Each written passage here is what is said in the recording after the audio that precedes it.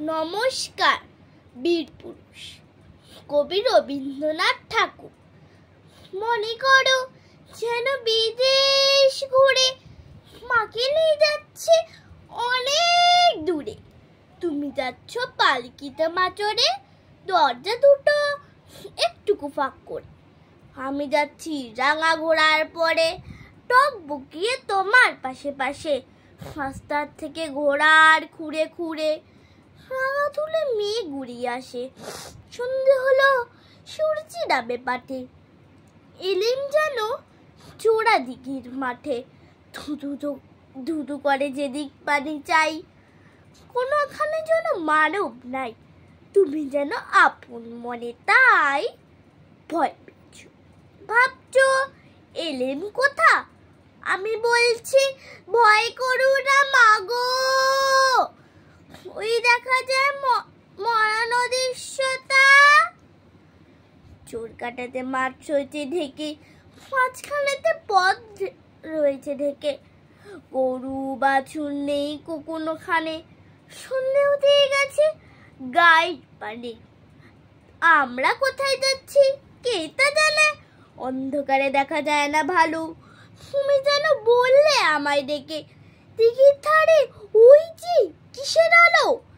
এমন সময় হারে রে, ওই যে কারা আসতেছে ঢাকছে রে। তুমি ভয় পালকে ত্যাগ করে ঠাকুর দেবতা স্মরণ করছো মনে। বেয়ারাগুলো পাশের কাটা বনে, পালকি ছেড়ে কাঁপছি থরু থরু। আমি যেন তোমায় বলছি ডেকে, আমি আছি ভয় কেন মা করো।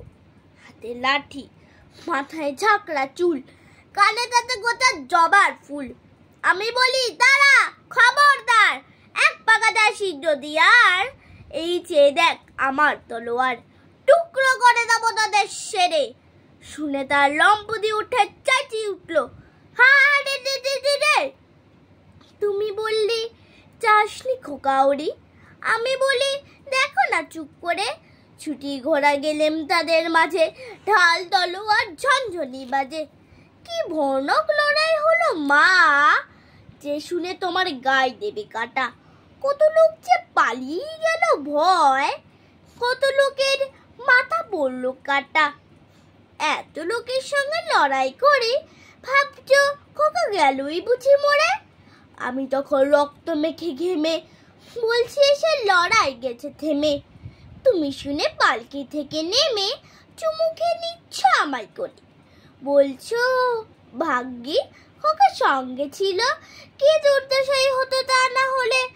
রোজ কত কি ঘটে যাহা তাহা, এমন কেন সত্যি হয় না আহা। ঠিক যেন এক গল্প হতো তবে, শুনতো যারা অবাক হতো সবে। দাদা বলতো কেমন করে হবে, খোকার গায়ে এত কি জোর আছে। পাড়ার লোকে সবাই বলতো শুনে, ভাগ্যি খোকা ছিল মায়ের কাছে। নমস্কার। বাহ, খুব সুন্দর হয়েছে আমার পাখন বুড়ি।